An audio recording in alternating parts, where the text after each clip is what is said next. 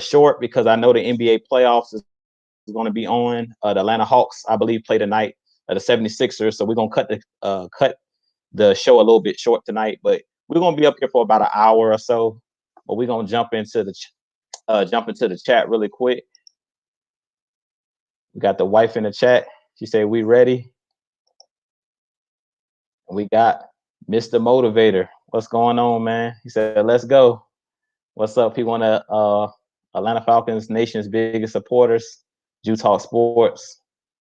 He said, I'm here. I'm gonna give you guys give a couple of the people some time to get into the chat. But how y'all doing on this Wednesday evening? We're gonna jump into a lot of things tonight. Well, not too much tonight. We're gonna talk about Matt Ryan. We're gonna talk about some Atlanta Falcons news. But let's go ahead and jump into that.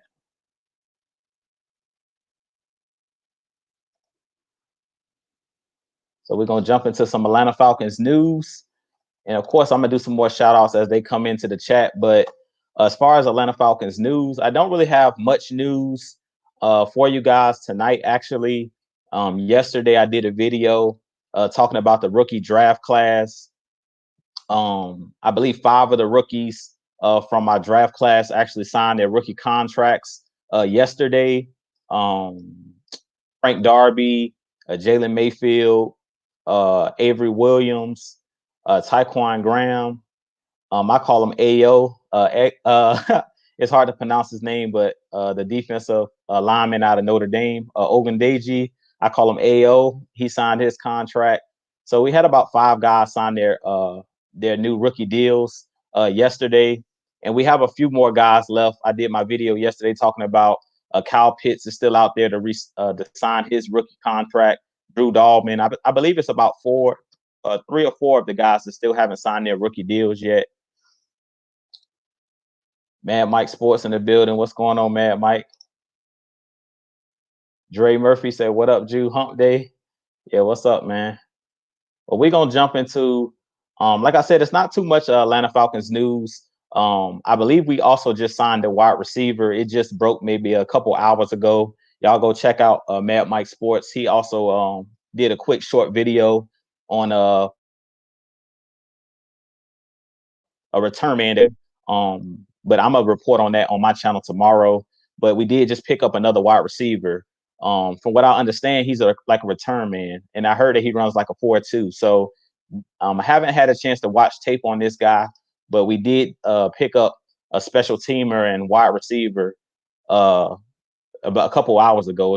It was reported a couple hours ago. So that's pretty much all I had for Atlanta Falcons news. What's up, Xavier?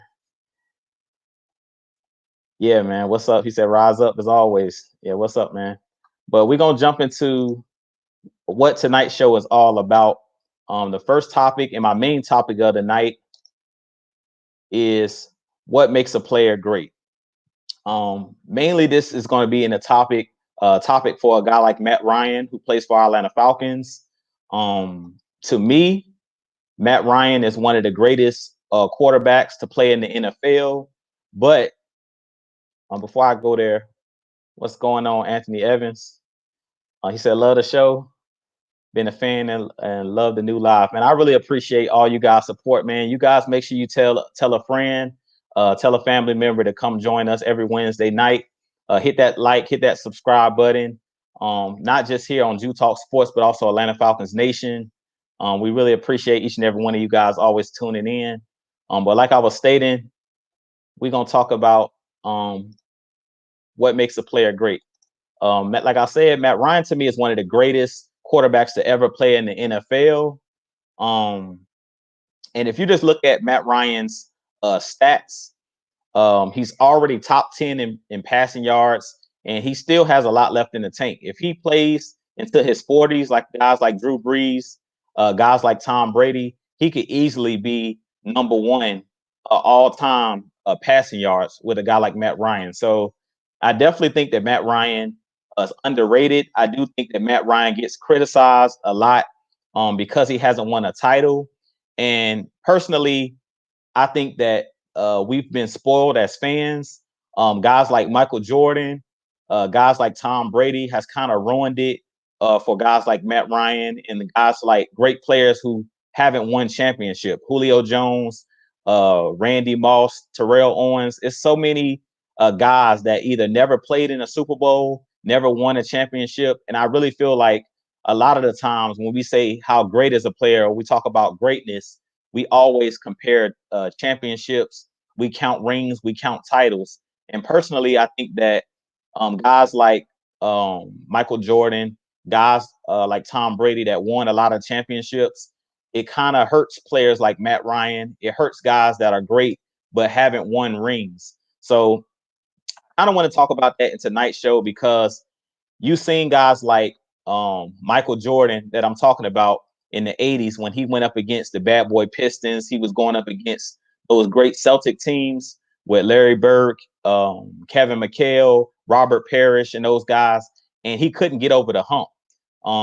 He really battled with the Pistons a lot. He battled the Pistons, I believe, 3 or 4 times in the playoffs and lost, I believe, the first 2 or 3 series to go to the finals against the Pistons before the Bulls was able to get over the hump.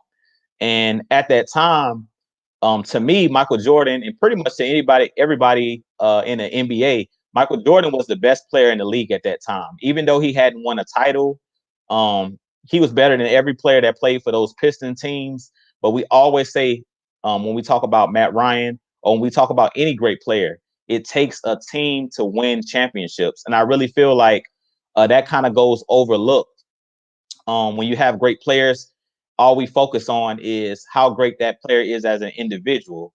I talk about it all the time. The Buccaneers last season, when they won the championship, everybody gave all of the credit to a guy like Tom Brady when that defense and that running game was potent. It was really the main reason that the Buccaneers were able to get to the Super Bowl and win the Super Bowl is because they had a complete team. Also, they had great coaching.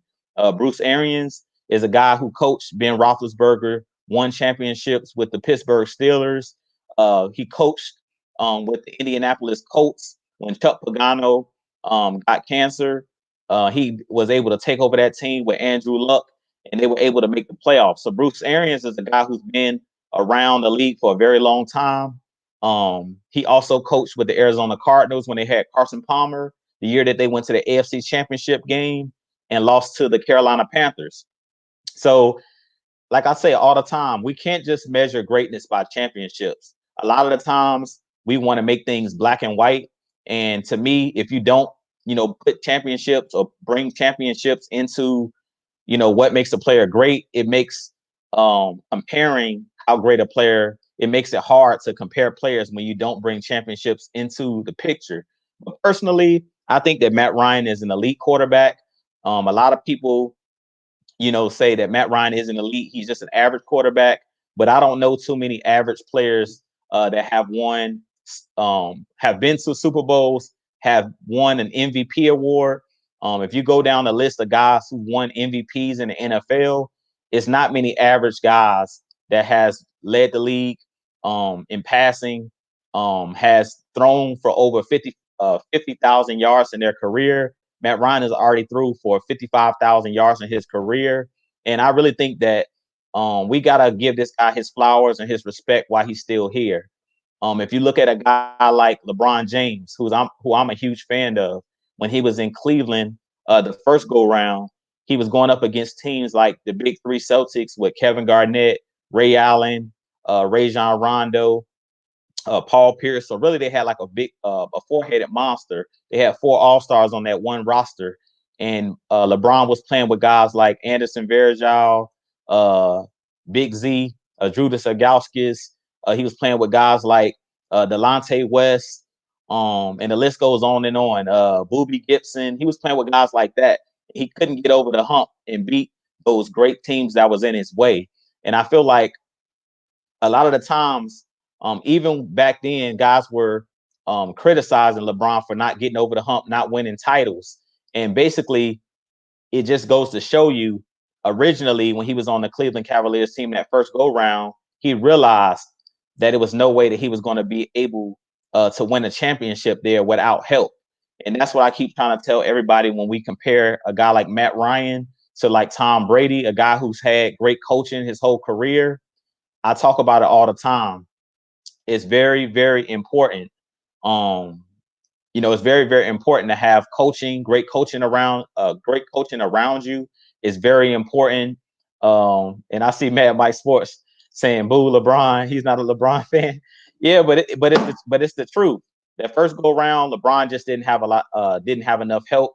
He didn't have, he didn't have the supporting cast. And I really feel like that's the biggest reason that Matt Ryan hasn't won a championship.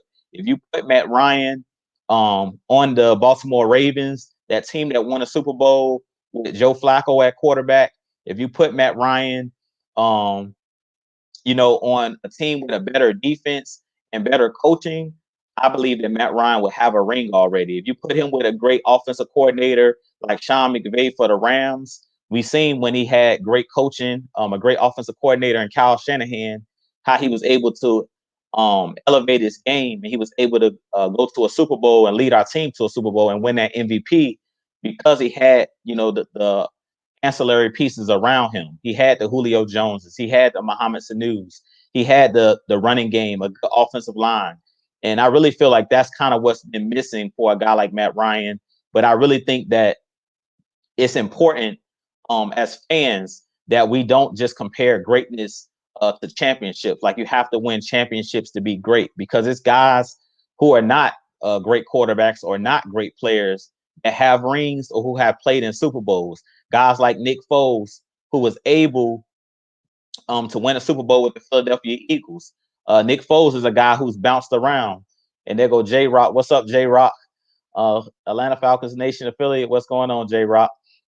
But like I said, man, it's just a ton of guys that's played in the league that's won Super Bowls or played in Super Bowls that were not great quarterbacks, were not great players. And you have guys that were excellent players, Hall of Fame, first ballot Hall of Famers who either never played in a Super Bowl or never won a Super Bowl. Guys like Larry Fitzgerald that played for the Arizona Cardinals for all of those years. He never won a Super Bowl. He played in one Super Bowl with Kurt Warner, but he was never able to get over that hump. So I really think that we just need to give Matt Ryan more credit for what he's done. If you look at a guy like Aaron Rodgers, who's been injured and nicked up a lot of seasons, broke his collarbone, I believe, 2 or 3 times, and had season-ending injuries. If you look at a guy like Matt Ryan over his career, I believe he's been in the league now 13 seasons, or he's heading into his 13th or 14th season. Matt Ryan has only missed 3 games his whole career. And we always talk about the best ability is availability. So I definitely want to hear, you guys' thoughts, and I want to jump in to the chat a little bit and see what you guys are saying as well. Michael Walker said Trent Dilfer. Yeah, that's a good one as well, Michael Walker. Trent Dilfer is another guy with the Baltimore Ravens, that 2000 Ravens team that was able to win a Super Bowl due to the greatness of Ray Lewis and that defense and the great coaching of Brian Billick and that coaching staff that he had around him. Marvin Lewis was on that coaching staff. Mike Smith, who was our former head coach, he was a part of that Baltimore Ravens coaching staff. So it just goes to show you, it takes a team to be able to compete for championships. It takes a team to be able to get over that hump. But like I was stating, man, Matt Ryan, he's pretty much won every single award that a quarterback can win. Rookie of the Year. He's been to multiple Pro Bowls. I believe he's been to 4 Pro Bowls, if I'm not mistaken. Won an MVP. The same year he won the MVP, he was Offensive Player of the Year. So he pretty much has all of the accolades. Like I said, he's top 10 all time in passing. Also, a lot of people don't realize since Matt Ryan has been in the league, he actually leads the league in passing yards. Since he was drafted, he's thrown for the most passing yards since he was drafted in the league. Out of all the quarterbacks in the league, Matt Ryan has thrown for more passing yards than every quarterback that is currently in the NFL. Another thing that I think that people don't realize when they compare Matt Ryan to a guy like Aaron Rodgers, which I do believe that Aaron Rodgers overall is a better quarterback than Matt Ryan, but Matt Ryan has thrown for more yards than a guy like Aaron Rodgers. A lot of people don't realize that when I went and looked at the all-time passing yards list, Matt Ryan is actually ahead of a guy like Aaron Rodgers, who we all, call elite. We think he's one of the greatest quarterbacks to ever play the game, and I definitely think that Aaron Rodgers is one of those guys who is definitely a first ballot Hall of Famer. But if you look at it, even with his greatness, Aaron Rodgers, a guy that is great as Aaron Rodgers, he's only played in one Super Bowl. Yeah, he won that Super Bowl against the Pittsburgh Steelers when the Packers went to the Super Bowl. But he's a guy who's played in 3 or 4 NFC Championship games, but he hasn't been able to get over the hump due to him not having the pieces he needs around him, whether it's been on the defensive side of the ball or whether it's been on the offensive side of the ball, them getting him more weapons, to pass the ball to, or getting him the running backs that he needs to help him carry the load. And that's the reason why we're seeing a guy like Aaron Rodgers right now kind of want out of Green Bay. So I really think, like I said, that we definitely have to do better about giving Matt Ryan his flowers while he's still playing in the league. Like I said, after I seen a guy like Julio Jones get traded, at this point, nobody's safe at this point, and you never know what these players are thinking. Matt Ryan, after this season, depending on how this season goes, you never know. He might call it a career, or he may, decide to, force his way out, kind of like a Julio Jones did. You never know. So I definitely think that, like I was saying, that Matt Ryan is one of those guys that's one of the most underrated quarterbacks of all time. I definitely think, like I said before, that he's an elite quarterback. He's definitely one of those guys that I can see winning a Super Bowl before it's all said and done. Every time I talk about a guy like Matt Ryan at this point in his career, because he's on the back half of his career or the back end of his career, he reminds me of a guy like John Elway. John Elway, early in his career, took the Denver Broncos, carried them on his shoulders, took them to a couple of Super Bowls and lost pretty much, I believe he lost like 2 or 3 Super Bowls prior to getting back to the Super Bowl in 98 and 99, when he was able to win a Super Bowl with a guy like Terrell Davis, who was able to help him carry the load, and they were able to build that defense around him. And he was one of those guys later on in his career that was able to win a Super Bowl. So I definitely think Matt Ryan can be one of those guys that eventually gets over the hump and finally wins the Super Bowl. But it's going to take, it's definitely going to take a team effort. It's going to take great coaching, and it's going to take the guys around him developing. Guys like Kyle Pitts, guys like Calvin Ridley continuing to ascend, guys like Russell Gage, and then this offensive line is going to have to come together if Matt Ryan is going to be one of those guys that's going to be able to win a Super Bowl on the back half of his career. And I want to jump back into the chat and see what you guys are saying. Michael Walker says Dan Reeves was a coach for the 80s Broncos. Yeah, exactly. And Dan Reeves was a great coach, even when he was here in Atlanta. Let's see what Matt Mike is saying. He said something in the chat. Matt Ryan has a better resume than Aaron Rodgers. Super Bowls are team accomplishments. I can completely agree with that. I completely agree with that. I think Matt Ryan has had a better resume than a guy like Aaron Rodgers. Other than the Super Bowl trophy, I really feel like a lot of quarterbacks which would love to trade resumes with a guy like Matt Ryan. Like I said, his resume speaks for itself. Even though a lot of people hate on Matt Ryan and they think that Matt Ryan is one of those guys that relies just heavily on the talent around him, I pretty much feel like that's every quarterback. Like, as much as, the Matt Ryan haters, or as K Styles will say, the Matt Ryan obsessors say that Matt Ryan, needs great talent around them. What great quarterback hasn't had great talent that's won Super Bowls? I was just talking about that with a guy like Aaron Rodgers. That's the reason why he's so upset with the Packers organization, because yes, Aaron Rodgers is a transcendent talent, and yes, he's an excellent player. But no matter how great you are as an individual, you need those ancillary pieces around you.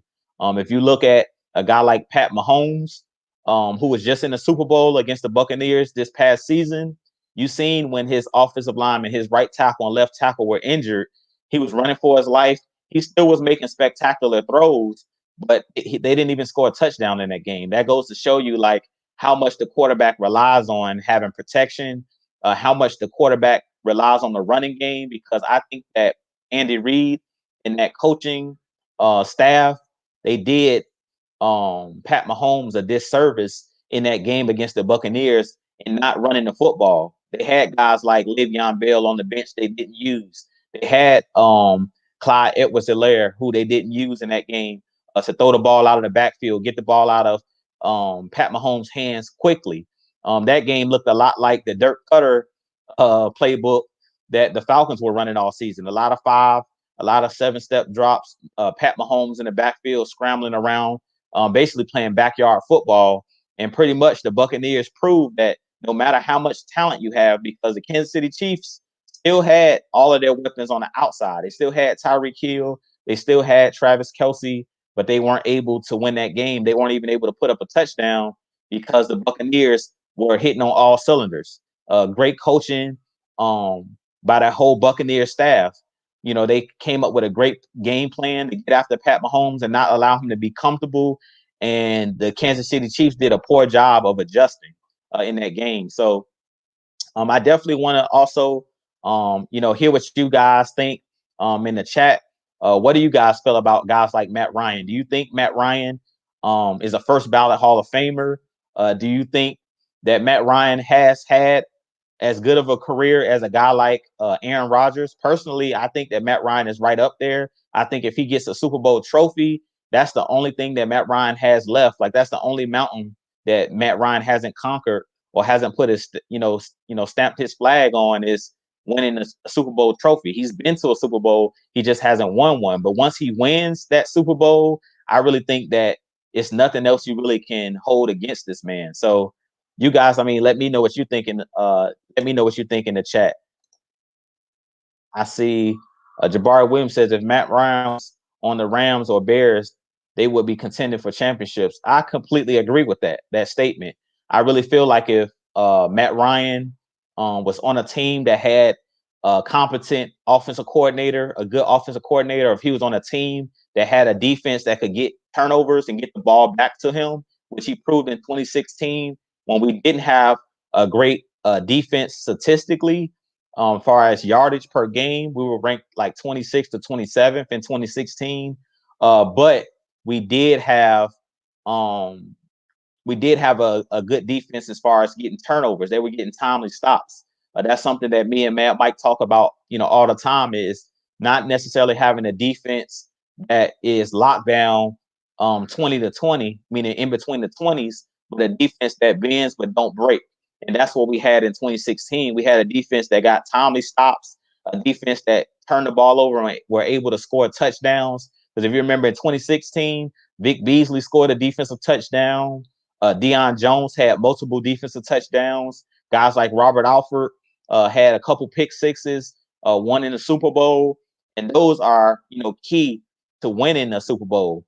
And I really think that a lot of people don't realize as well when it comes to winning a Super Bowl is it takes a little bit of luck to win a Super Bowl. And I do see in the chat really quick here, we do have a super chat by Rakondo King. Y'all know what that means. The victory bell is out in full effect. So we thank Rakondo King for that super chat. And he said his numbers don't lie. He's been consistent his whole career.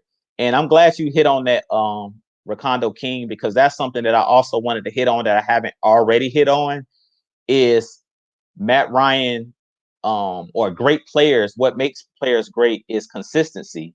And I completely agree with you right there, Rakondo King. For him to, like I said, have only missed 3 games out of a 13 or 14-year career, for him to have thrown for over 4,000 passing yards, 10 straight seasons, with him having, I think, 5 or 6 different offensive coordinators, him changing systems and things of that nature, that shows his greatness. For Matt Ryan to get with a new offensive coordinator, each and every year or every 2 to 3 years, him getting a new offensive coordinator and being able to adapt and learn those new systems and pick up on those systems and consistently pass for over 4,000 yards, that's something that you really can't overlook. So I definitely agree with Rakondo King there. And to me, that's to me what makes a player great. When I was asking the question earlier, what makes a player great? Mad Mike talks about this all the time. Me and Mad Mike talk about this about consistency. You see guys come into the league and they have, that splash, in the pan type of season, or a flash in the pan type of season where they throw for a bunch of yards. If you go look at, I believe it was the first year that Nick Foles took over as the starter for the Philadelphia Eagles. He had like one of the best seasons in NFL history as far as throwing interceptions. I believe he only threw less than, I believe, like 5 interceptions or something like that. It was something crazy when Nick Foles first took over for Mike Vick a couple years ago. This is probably maybe about 6 or 7 years ago now, when Nick Foles was originally with the Philadelphia Eagles. He had like a flash in the pan type season where he just was unconscious. He was throwing a bunch of touchdowns. If you look at guys like Ryan Fitzpatrick, he's a guy who's had seasons where he started off super hot. If you remember when he was with the Tampa Bay Buccaneers a couple seasons, I believe the Buccaneers started off like 5-0 or 5-0 or 4-0, and he was throwing for like 300 yards a game, and he was just hot. But if you go look at a guy like Fitzpatrick's career, he's a guy that gets hot and then he gets cold. He throws 4 or 5 interceptions in a game. We haven't seen that out of a guy like Matt Ryan a whole lot. Other than the game against the Chargers this past season, Matt Ryan hasn't had a ton of 3 and 4 interception games in his career. So he's been one of those guys that consistently has a passer rating in the hundreds. He consistently has a completion percentage around the 65 percentile mark, which shows how accurate a guy like Matt Ryan is. So I definitely think that Matt Ryan is definitely somebody that is an elite quarterback and just doesn't get the respect that he deserves. And it says, let's see here, Super Bowl appearance, MVP, and will have multiple top 10 passing records, Hall of Fame. I definitely agree with that. I definitely agree with this comment, man. Like, Matt Ryan has done pretty much everything you can ask of a starting quarterback or a franchise player. I know a lot of people always bring up Matt Ryan's contract and things of that nature, but if you look at the guys in the league, Matt Ryan, since he's been in the league, has been a top 10 quarterback almost since he stepped foot in the league. Like, after maybe his second season in the league, Matt Ryan has been a guy that's consistently been a top 10 quarterback in a game. And that's something that you can't overlook, because in the NFL, that quarterback position is the most important position. If you don't have a quarterback in today's NFL, you really can't compete for a title. Days of having just a super, a super defense or a great defense, top 10 defense, top 5 defense that limits teams, scoring points, those days are pretty much over. Those 2000 Ravens, those 2002 Buccaneers, that 2002 Buccaneers team with Warren Sapp and Derek Brooks, Rondé Barber, John Lynch, those days are over with holding teams to under 10 points a game. With the way that the rules in the league is currently structured, it makes it super difficult to win a title without having a legitimate quarterback that can score points. At this point in the game, you have to be able to pass the ball. If you don't have a quarterback that can consistently throw the ball down the field, you're not going to be able to win a Super Bowl. And that's pretty much been proven the last couple of years. If you look at the teams that have won the last 2 or 3 Super Bowls, you had Tom Brady and the Buccaneers, you had the Kansas City Chiefs, you had the New England Patriots a couple years ago against the Rams. You had the Philadelphia Eagles, who had the #1 rushing team in the league and also had a great defense and an average quarterback, but they had great coaching that season that they won a Super Bowl as well, with Frank Reich calling the plays for a guy like Carson Wentz and a guy like Nick Foles and a guy, an offensive mind like Doug Peterson. Those guys did a good job in that 2016, or I think it was 2017 season when the Eagles was able to win the Super Bowl. But I do also want to jump back into the chat, and Tony Wright say, what I miss. You didn't miss much. All I was talking about, Tony Wright, is just Matt Ryan's and what makes players great. So you ain't missed too much, but you always can go back and play it back and see what you missed. But we basically are just talking about Matt Ryan and Matt Ryan's greatness, basically, and what makes Matt Ryan great. Wakando King says, how many top 10 defenses has he played with? Um, I don't have that number right here with me. That's something that I definitely can go and look up for you, Ricardo King. But I think Matt Ryan has. I know for a fact that he hasn't had in his 13-year career. I'll say he's had less than 5 top 10 defenses in his career. When you have guys like Tom Brady, who's won multiple Super Bowls, 6 Super Bowls, has had a top 10 defense, I believe, like at least I think it was only like 2 or 3 seasons where Tom Brady didn't have a top 10 defense. So that just goes to show you like you need that defense to be on par. Like I said, it doesn't have to be a top 10 defense, but it has to be a defense that gets turnovers, has to be a defense that doesn't give up points in the red zone, that limits teams to field goals, and that gives your offense good field position. Let's see here. Jamari Williams says, Matt Ryan is a Hall of Famer with or without ring. Some all-time greats just don't win a ring. I would rather have an elite career than just suck with 5 rings. I completely agree with this comment as well. Personally, if Matt Ryan never gets a ring, I still think that he's an elite quarterback. I still think that his numbers speak for themselves at this point. So whether he wins a title or not, I think that Matt Ryan's going to be a first ballot Hall of Famer. If you look at a guy like Philip Rivers, who just retired, he's had a similar career to Matt Ryan.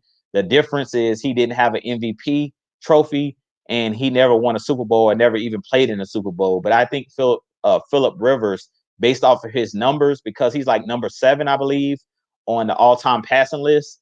He's a guy that retired last year from the Colts, but he was a long time San Diego Charger and LA Charger. I think that Philip Rivers is a guy that's going to be a Hall of Famer, maybe even first ballot himself due to his numbers. I mean, you can't deny his numbers, and that's what the Hall of Fame is about.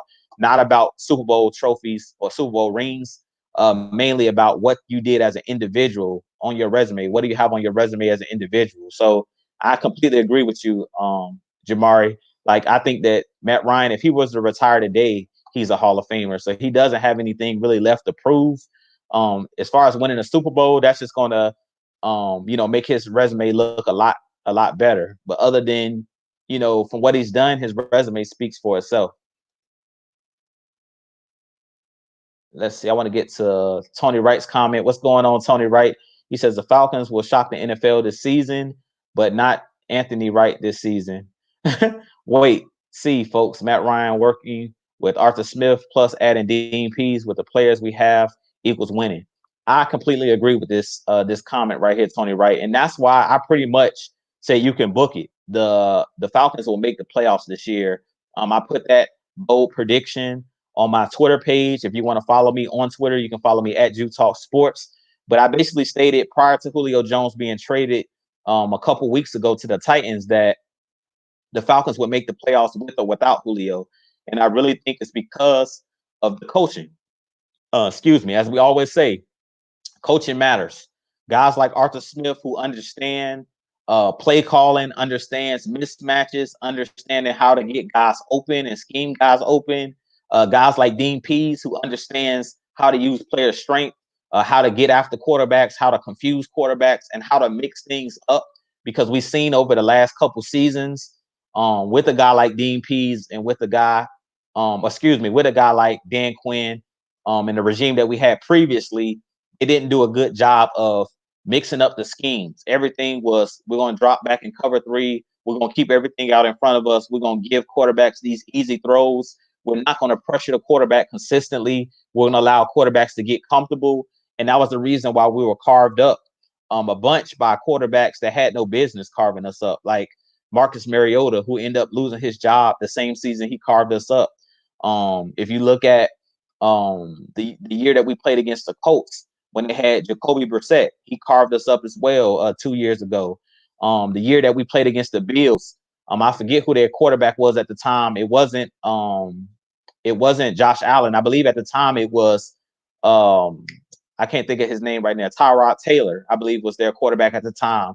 He carved up our defense. So it just goes to show you, if you're not creative, and I really believe that Arthur Smith and Dean Pease, They're very creative on the offensive side of the ball and the defensive side of the ball. If you're not creative, teams are going to expose your weaknesses. Mike talked about that all the time.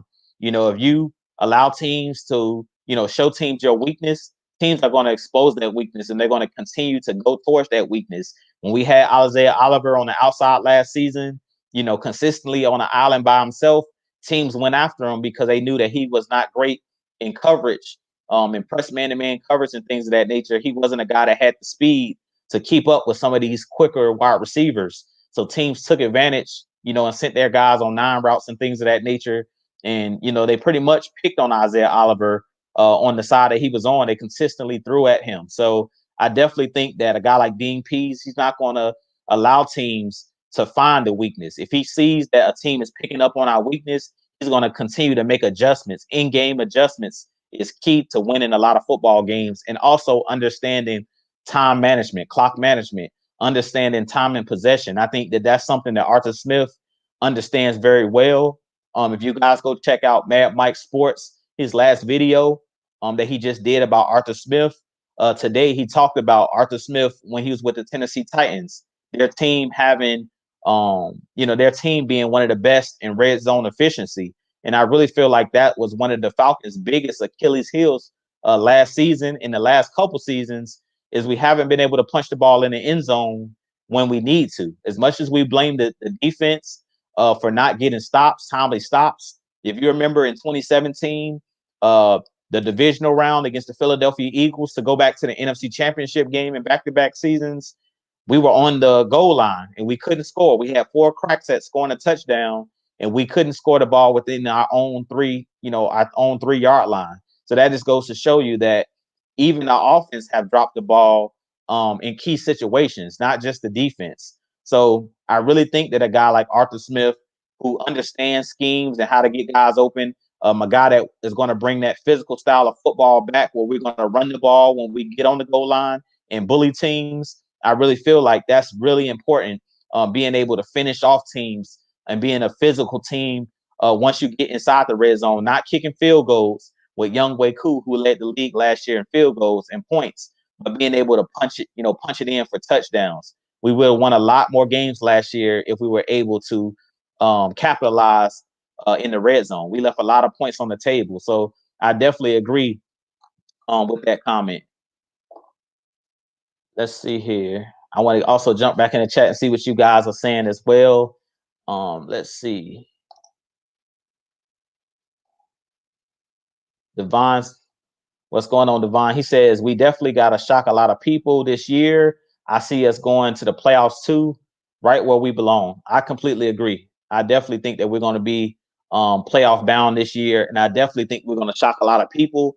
Another thing that I really didn't hit on is not just our creativity with Arthur Smith, but I also think this year, because Julio Jones is not here, you really don't know who the focal point of this offense is. Yeah, we have Kyle Pitts. Yeah, we have Russell Gage. Yeah, we have Calvin Ridley. But you don't know. We may be a run-heavy team at this point because we have that 4-headed monster in the backfield, and he's coming over from Tennessee, where everything is predicated off that running game. We never know how he's going to use these guys.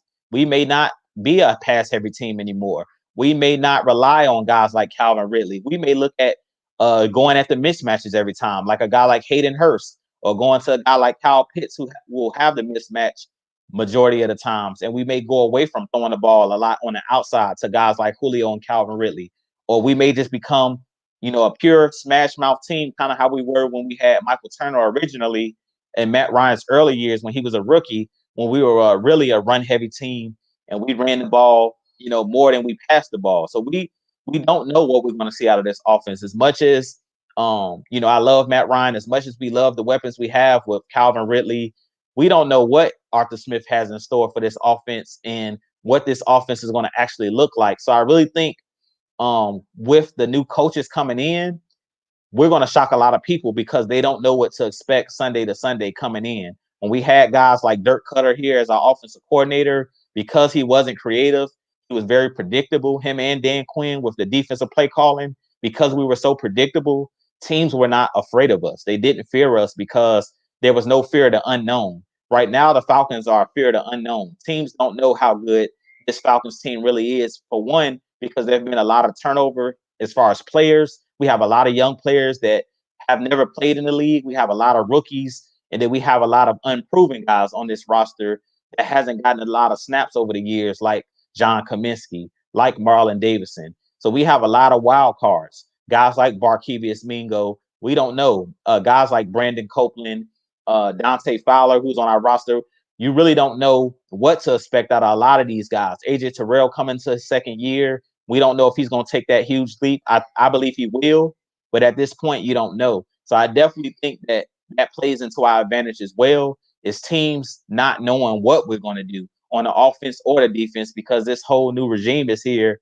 So I believe we're going to shock a lot of people, and we're going to put, it's going to be a lot of fear of the unknown with teams coming in to play us because they don't know what to expect. They don't have a lot of tape on Arthur Smith with this new Falcons regime and with these players.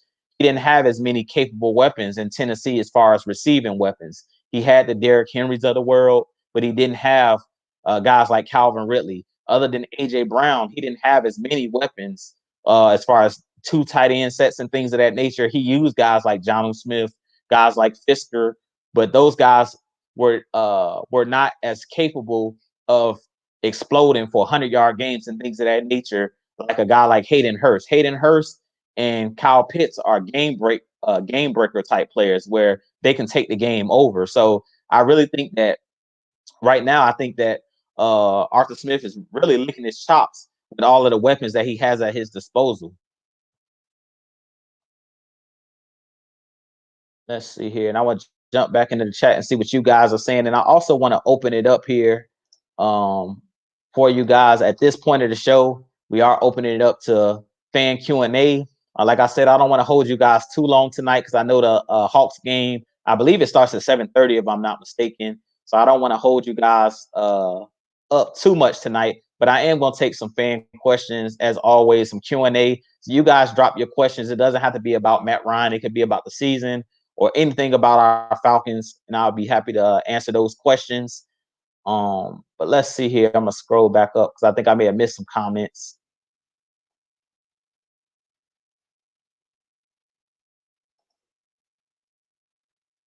And I see Desmond Capel says Virginia boys, a 757 stand up. Yeah, I'm actually I grew up in the 757 area. My wife is actually from Virginia Beach.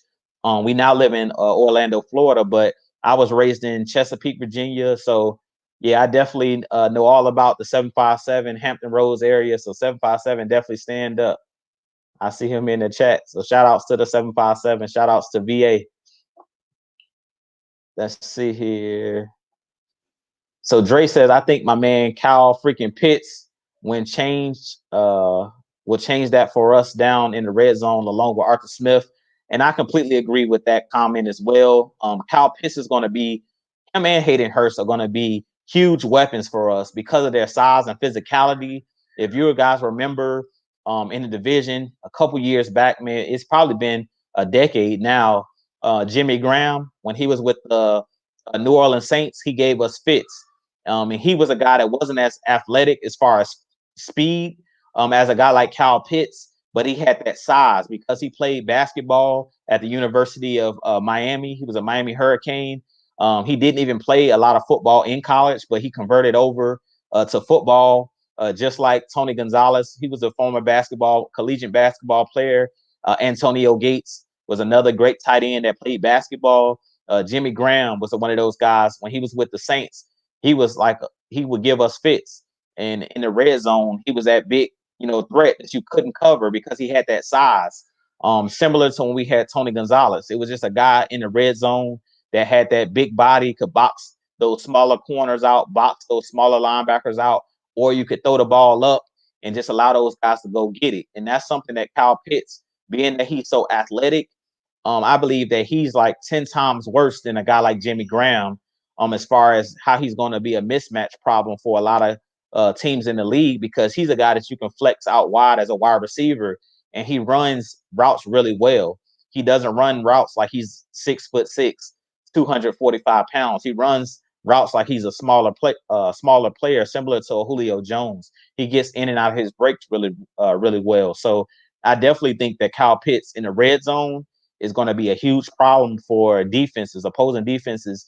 And I really feel like that was one of the main reasons Arthur Smith wanted him, was because he's a guy that is hard to stop. He knew he was going to be a mismatch nightmare, and Arthur Smith loves throwing the ball to the tight end, especially because in the red zone when the field is shrank down, it's really hard to throw the ball to the outside on those fade patterns and things of that nature. So you have a guy you can just throw the ball up to in the middle of the field, or a guy that can box out another player in those small confined areas, and he has those long arms where you can just throw the ball up and he can go get it. So I definitely think that Kyle Pitts is going to be one of those guys that's going to help our red zone efficiency. He's going to be a guy that's going to score a bunch of touchdowns in the red zone. Him and Hayden Hurst. Both of those guys are really athletic, strong, physical.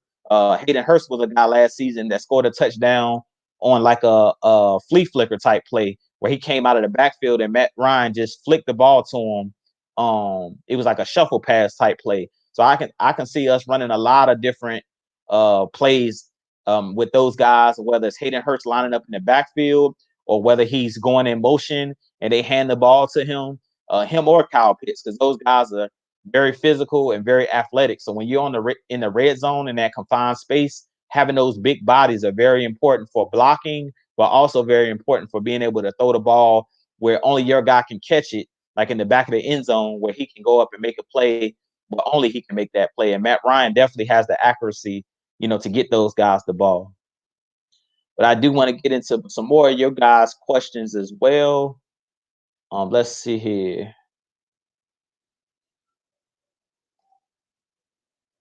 Mad Mike says Chris Lindstrom stated today that Arthur Smith was favoring the O-line, so things could be different. And I could definitely agree.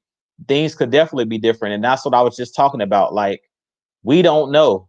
That's why me and Mad Mike and AFN, K Styles, we always say wait and see.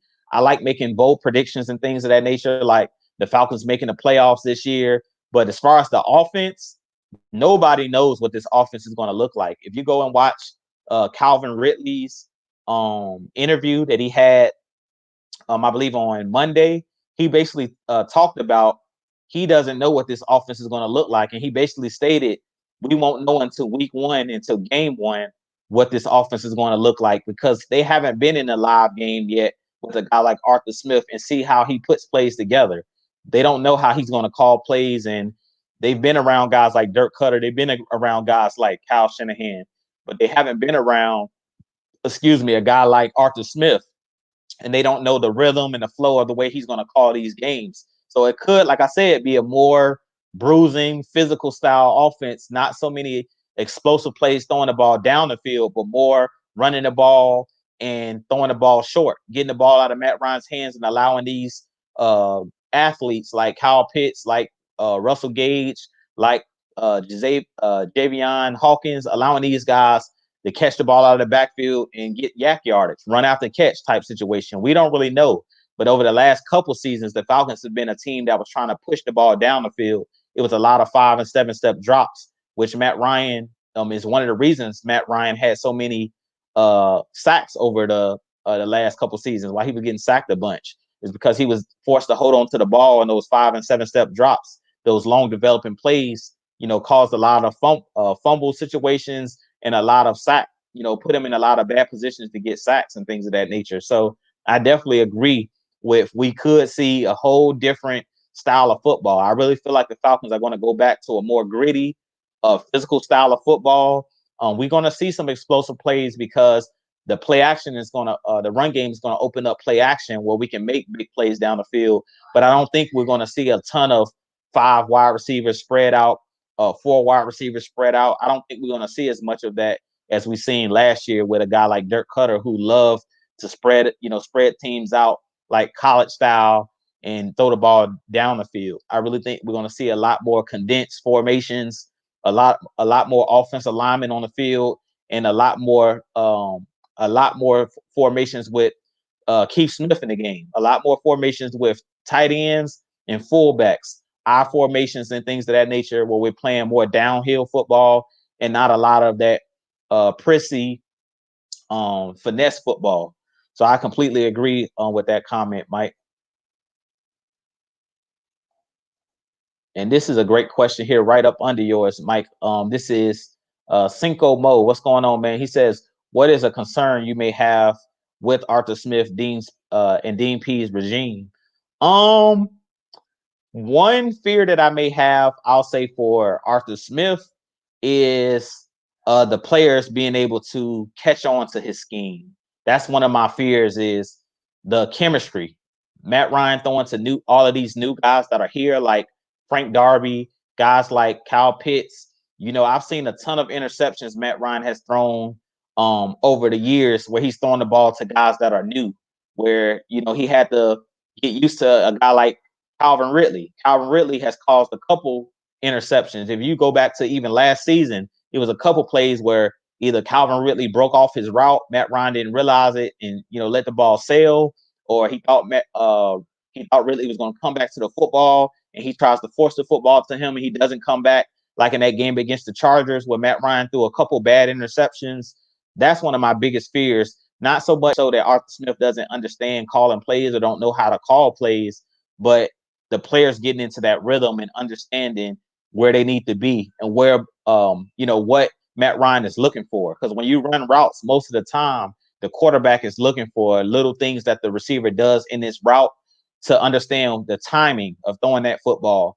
When his back foot hit on a 3-step drop, Matt Ryan is looking to throw the ball to a spot. He throws with anticipation. So he's not looking for a guy to be wide open. He's throwing to a spot and expecting you to be in a certain spot when he throws the ball. So if it's a miscommunication type situation, Matt Ryan may end up throwing that ball and the player may miss time wherever he needs to be, and that can cause turnovers. So that's one of my bigger fears, I'll say, as far as the offensive side. For the defensive side with Dean Pease, I really don't have too many fears because Dean Pease' track record is so good. He's never been fired as a defensive coordinator or as a coach in general, and he's been in the league for a very, very long time. So don't really have many concerns for a guy like Dean Pease, other than maybe blitzing a little too much. Other than that, I really don't have any fears because sometimes, when you're blitzing a lot, you expose your corners when you're blitzing.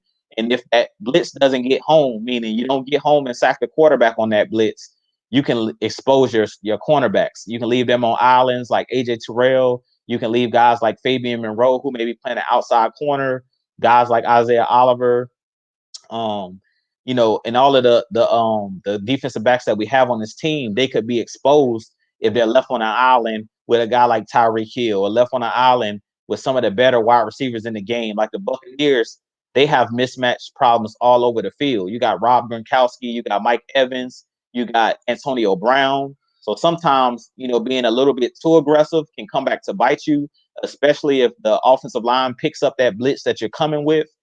At that point, you're exposing the middle of the field and you're exposing your corners to one-on-one coverage and deep plays down the field where those players may panic. So you definitely have to have solid cornerbacks if you're going to run a lot of blitz schemes.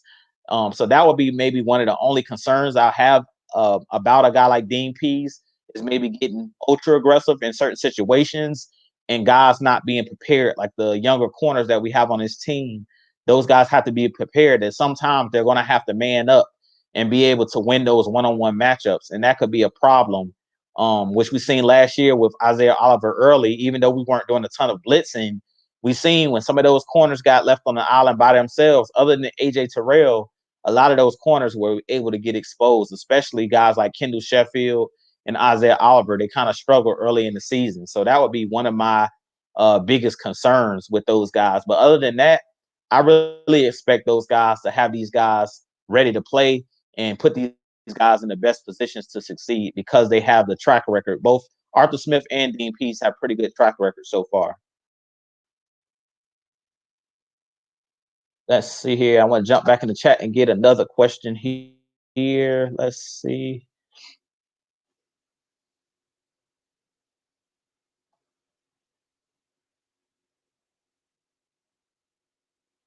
Tony Wright says, Jew, I believe that we are going to hit teams in the mouth because everyone thinks that the Falcons are just going to lay down. And I completely agree with this statement as well. I don't know if teams expect us to lay down, but I think that this team is going to play with a newfound chip on their shoulders. We have a lot of players that, um, want to prove that they can play on this level, like Frank Darby, who's coming in and he's kind of been doing some chirping.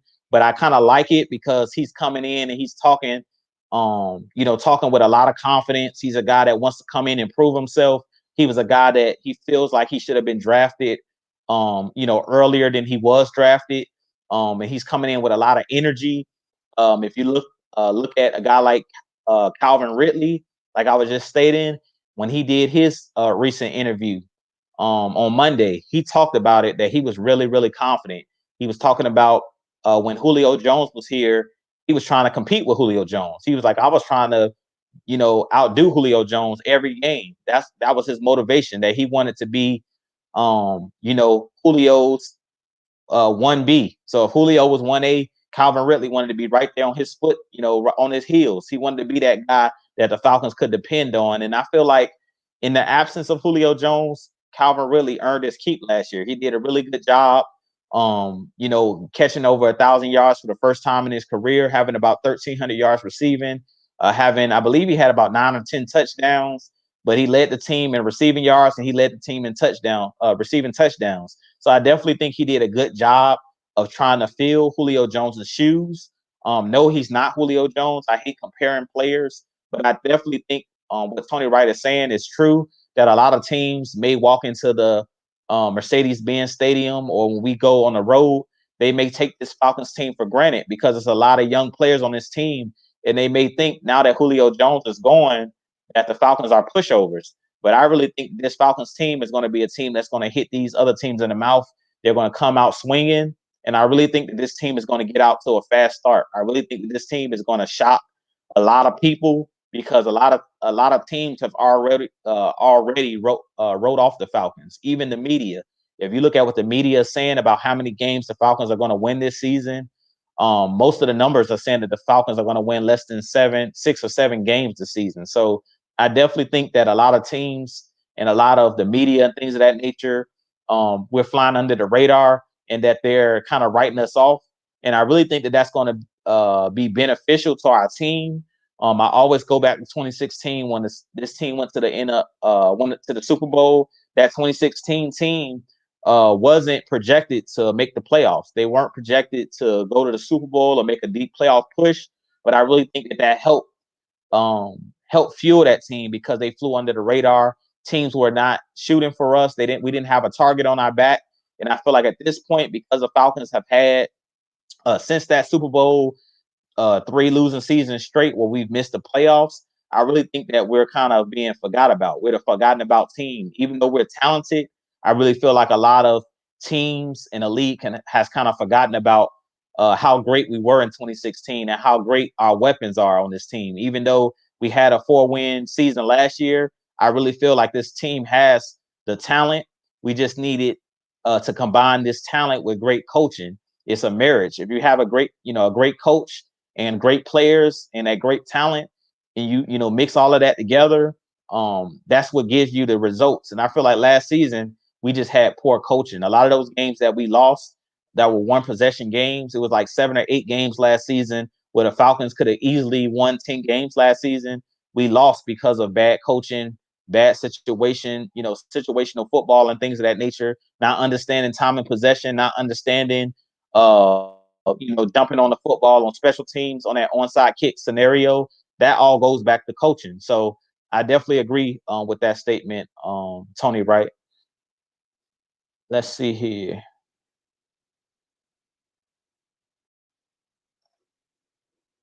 And let's see, I like this comment as well by Devon. And he says, them days of blowing leads and falling short of expectations are over. It's on site. Every team we play this season. Hey, I completely agree with this statement as well. Like we see our coach, Arthur Smith, is a guy that if you mess up, if you drop a pass, if you fumble the football, he seems like a coach that's like Coach Boone from Remember the Titans. If you miss a pass, you run a mile. If you drop the ball, you run a mile. If you fumble my football, you run a mile. Like he seems like he's not playing with these guys at camp right now, in mini camp. they've been saying that if you jump off sides, Kyle Pitts had to run a lap. Jalen Mayfield talked about he jumped off sides, false start. He had to run laps. So I love this mentality that Arthur Smith is bringing to this team, that we're going to be disciplined. We're not going to beat ourselves, is what he's saying, that he wants perfection. And that's what Coach Boone, if you've seen Remember the Titans, it's one of my favorite movies. Coach Boone wanted perfection. And that's what Arthur Smith is looking for. He's looking for these guys to be held accountable. He wants these guys to go out there and perform. And it's first mental before it's physical. You have to be ready mentally to play these games on Sunday. And I believe he's going to have these guys mentally and physically prepared to win these games. So if they're out there making mistakes and running laps, that's only going to get these guys in better shape. And also, it's going to show that no player is above the next. Whether it's Calvin Ridley, whether it's Kyle Pitts, a first-round draft pick, if you make a mistake, if you miss a block, you're going to run. If you miss you drop a pass, you fumble the ball, you're going to run. If you blow, but it's a busted coverage, which we've seen a lot last season, where we were in zone situations and there were busted coverages and things of that nature. If you you have busted coverage and you miss on your coverage and you're not in your zone, you're going to run or you're going to be benched. So I love the mentality that Arthur Smith is bringing to this team, that we're not allowing players to just skate by. We're not going to just allow players that have titles like Julio Jones, like Matt Ryan, guys that has been here and done it consistently. We're not going to allow these guys to walk around like they're above reproach. Every player on this team is going to be held accountable for their actions. So I love that about a guy like Arthur Smith, that he's not allowing the superstar players to skate by, that he's making all of these guys earn every snap. I feel like every player on this team has to earn every snap. And I really think that Arthur Smith is doing a good job of establishing that winning culture, that every single player is going to have to do it my way or it's going to be the highway. And I love that about a guy like Arthur Smith so far, for what I'm seeing. But I want to get into some couple more of you guys' questions before we're going to call it a night. Let's see.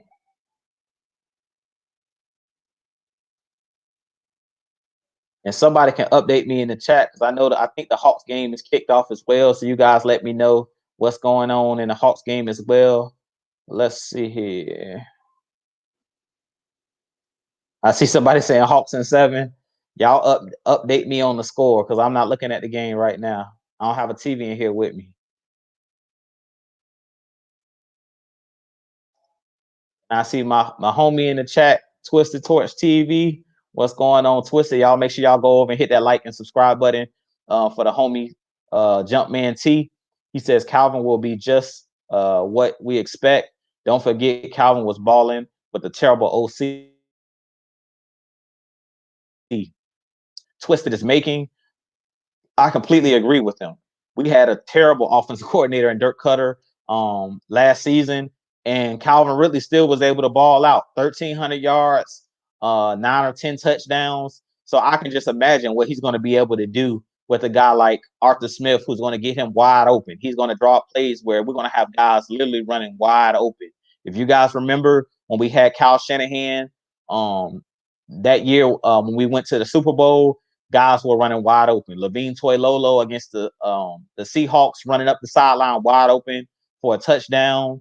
Guys like Aldrick Robinson, who was here, was a speedster. He reminded me of a guy like Zacchaeus. He was a guy who caught a lot of touchdowns, or a few touchdown passes in 2016. A guy like Taylor Gabriel on those bubble screens and things of that nature and reverses. Taylor Gabriel was running wide open. If you go back to that play in the Super Bowl when Matt Ryan got sacked, I believe they said Taylor Gabriel was breaking wide open. If you go back and look at that play, if you go and look at some tape on that play and you turn the camera around, you'll be able to see on that play where Zeus Tower sacked Matt Ryan with that strip sack fumble. I believe it was Taylor Gabriel that was going to be wide open for a touchdown on that play. So that just goes to show you being able to scheme guys open. Arthur Smith is one of the best play callers in the NFL, definitely a top 5 play caller in the NFL.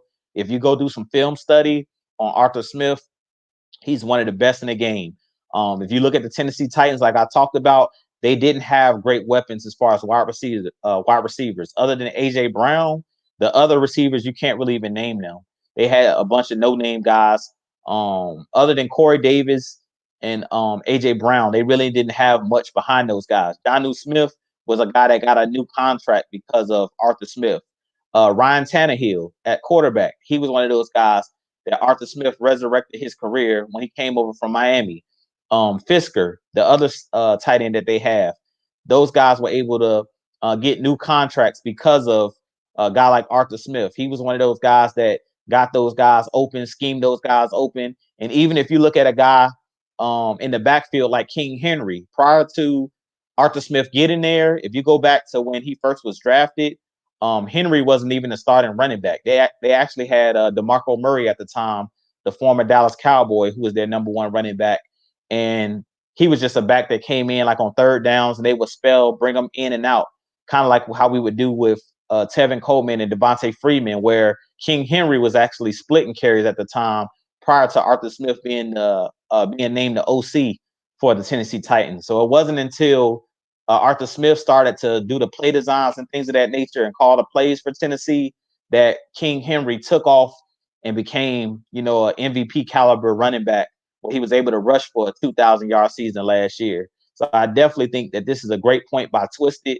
I think that all of these players are going to have a better season because they're going to have an offensive coordinator that understands matchups and getting these guys, wide open, getting these guys a bunch of touches. Let's see here. I want to jump back into the chat here.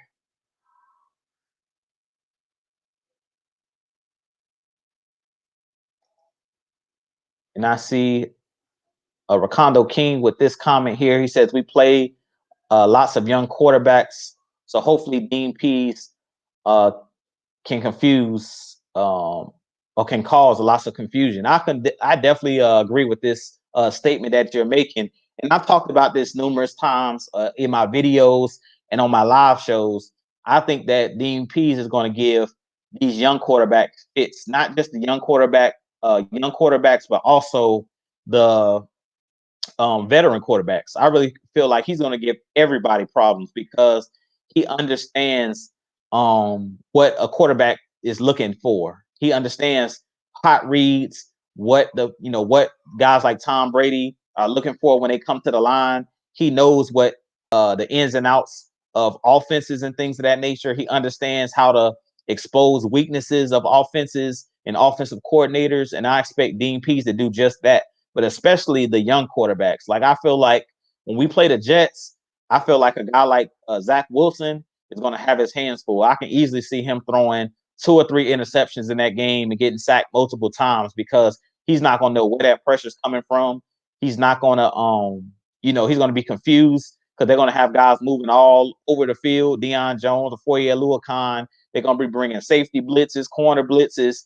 They're going to be blitzing from everywhere. So he's not going to know what is coming at him. He's not going to know if a player is dropping out or if a player is coming. He's not going to know what to do. So I definitely think that a guy like Dean Pease that's going to show multiple fronts, whether it's 4-3, 3-4, he's going to have these guys, up and going and ready to go. So I definitely think the young quarterbacks are going to have their hands full. But I also think even guys like Tom Brady, who's watched tape over the years against the Atlanta Falcons since that Super Bowl win in 2016, he pretty much knew the Falcons when things get tough or, once the game, once we have a lead, he knew that the Falcons were always going to go back to that bread and butter cover 3. He knew that Dan Quinn, believed in that cover 3, and he knew the ins and outs of how to beat that cover 3. So I really think that that's really what caused us to lose a lot of games was the predictability, being so predictable with teams.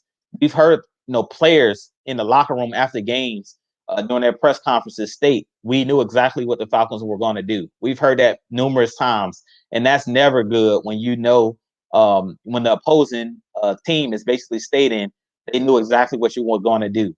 I want them to not know what we're going to do. I want them to be surprised. And that's the way that you keep teams off balance, is them not knowing what's coming. But I feel like it was way too many times where players were saying that with our last regime that they knew what the Falcons were going to do. We were too predictable.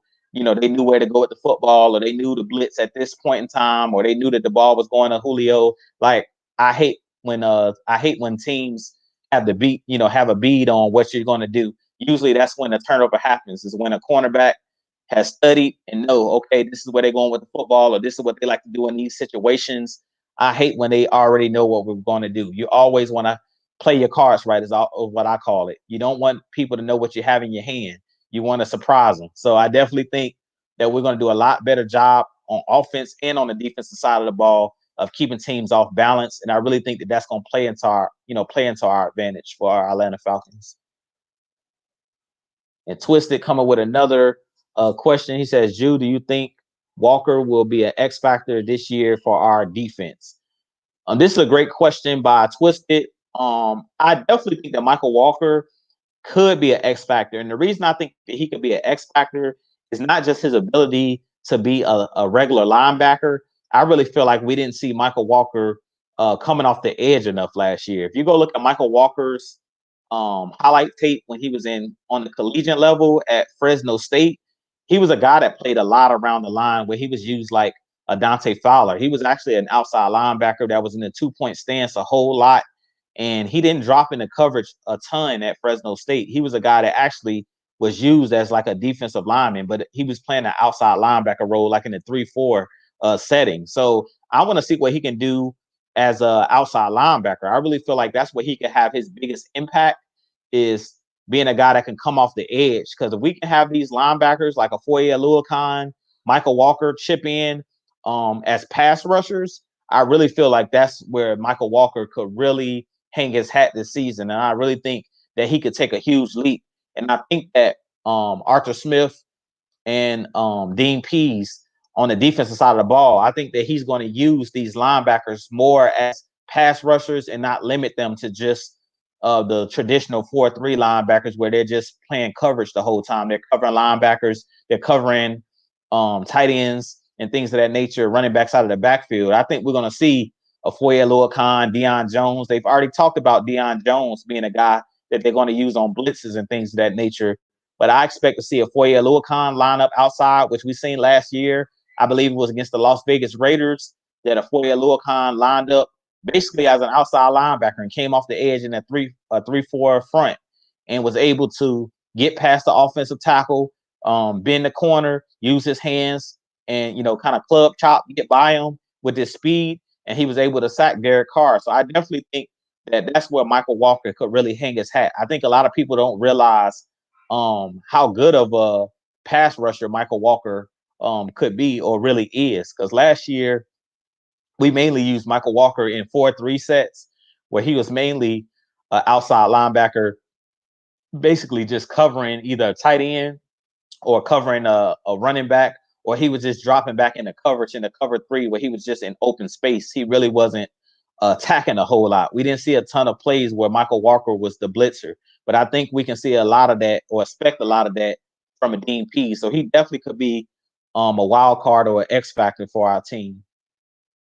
But I'm gonna take a few more questions, I'll say maybe 3 or 4 more questions, and then I'm gonna call it a night, because I know the Hawks game is on, and I want to give you guys your Wednesday nights back. But I appreciate each and every one of you guys for joining tonight. If you can hit that like button for your boy, we got 43 that I can see in the chat. So if you could please hit that like button, hit that subscribe button, not just here at Jew Talk Sports, but also hit that like button and subscribe button on AFN, Atlanta Falcons Nation, and all of the whole crew, Twisted Torch TV, Mad Mike Sports, Just K Styles, Miss Maggie T. Definitely go over and hit that like and subscribe button for everybody that's a part of the team. I really appreciate them, and we appreciate you guys. But let's see here. So Michael, or actually Tony Wright, says Falcons starting linebackers, outside linebacker Dante Fowler, inside linebacker Deion Jones, inside linebacker Foye Oluokun, and Michael Walker. I could definitely see that possibly being I could possibly seeing that core unit being on the field together in 3-4 sets. I can definitely see that. But what I love about this team is there's a ton of depth on this team. Like it's so much depth on this team. When I'm doing videos, I forget about guys like Tyquan Graham, guys like Ogundeji that we got out of Notre Dame. That's an outside linebacker slash defensive end. Guys like John Kaminsky, and then not only those guys, but then on the linebacking core, guys that's going to be used in rotation to be guys that blitz on the edge, like Barkevius Mingo, Michael Walker, like you're talking about now, Brandon Copeland, who we brought in to be a guy that can also play on the edge, that came over from the Jets and also played for the Patriots. We have so many guys that's on this roster that you can use off the edge. Jacob Tuioti Mariner, Steven Means. I mean, we're deep at the defensive line position at this point. I think the only thing that we may need to add is maybe another big defensive tackle. If we can go out and get a defensive tackle with some of the salary cap that we have left, I think that could be the final piece to this Atlanta Falcons defense. Maybe for the defensive line, maybe a Jarrell Casey, maybe a Justin Houston that we talked about, or maybe a Geno Atkins. We need to bring in one more defensive tackle, I believe, or one more veteran defensive end slash linebacker, or one more edge player. But I think we have a lot of young bodies, and it's going to be a lot of opportunities out there. So it's going to be up to these players to earn their keep and earn the starting role. I'm not too sure who's going to be the starters, week one, but the linebackers that Tony Wright just named, that's a good list. I think that's a really good prediction as far as who could possibly be guys that be the starters week one on that 3-4 front. Let's see here.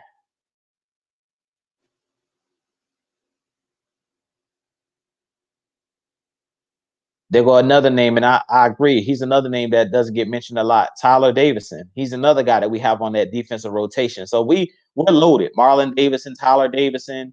Like, we have a ton of guys on that defensive line. So I definitely completely agree. Like I said, every time I name the defensive line, I forget somebody because we have so many guys now on this team.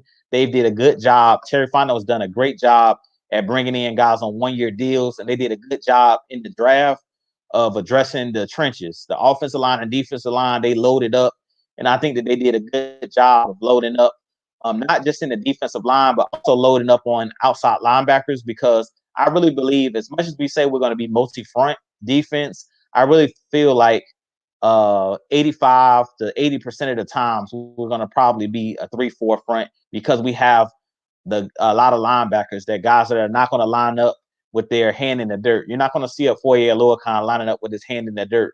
Guys like Michael Walker, he's not a guy that's going to put his hand in the dirt. These are guys that's going to rush from a 2-point stance.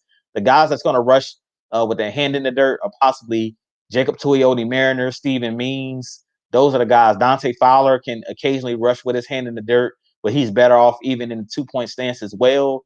John Kaminsky is possibly a guy in a 4-3 where you can put on the edge and put his hand in the dirt. But most of these guys are best rushing from a 2-point stance. If you go look at their tape, Brandon Copeland, he's a guy that rushes best from a 2-point stance. So I really think that you're going to see a lot of 3-4 fronts. The guys that's going to be on the edge, majority of the times, are going to be guys that's going to be standing up in that 2-point stance and coming off the edge and firing off to get after the quarterback or to get after the running back and set that edge in the running game. But with that being said, I think I'm gonna get ready to wrap it up. I appreciate all 50 of you guys that joined me tonight. That's it currently in the chat. If you missed it, you can definitely go back and rewatch it, replay it. It'll be on my channel as well as AFN. We do appreciate you guys here at AFN for tuning in to every single one of our shows we have weekly. I'll be here every Wednesday night. What's the word? Dirty Bird from 7 p.m. until we have Just K Styles on Monday nights at 8 p.m. Also, K Styles does his Convo show on Thursday nights, I believe. So I'm not too sure if he's doing a show tomorrow night, but usually he does that show around 7:30, 8 o'clock on Thursdays. And then we always have Friday nights, which pretty much our appreciation nights are Friday Night Madness, where they bring on the fans and we hear you guys' comments and things of that nature. So we really appreciate you guys here at AFN. But I think I'm gonna get ready to wrap it up for the night. But I do thank you guys, like I said, for always tuning in. And I see another name in the chat. the ice cream man dropping. He dropping all of the names. He name dropping. He said Bullard. He's another guy. Like I said, I always forget. We have so many different guys that we can use on this defensive line that I always forget somebody off that defensive line because we're so loaded. So many guys that I don't know if all these guys that are on this offense and defensive line are going to make the team because we're really, really loaded on the defensive line, on the defensive side of the ball. They did a good job of bringing in guys. Also, Jeff Holland, he's another guy we just brought in on a tryout out of the University of Auburn. He's another guy that can come off the edge and rush the passer as well. So with that being said, I appreciate each and every one of you guys for tuning in tonight. I'm going to go ahead and wrap it up. But with that being said, as always, Falcons Nation, rise up. I'll holler at you guys in the next video that I'll do. I'll have a lot more videos coming for you guys later on this week. I'll be dropping some videos, so definitely go and check out my channel. AFN, we're going to continue to keep pumping all of that Atlanta Falcons positive, Atlanta Falcons talk out to you guys. But I do appreciate, like I said, each and every one of you guys. Appreciate the super chats and all of the support. But with that being said, I'll holler at you guys in the next video. As always, Falcons Nation, rise up. Peace.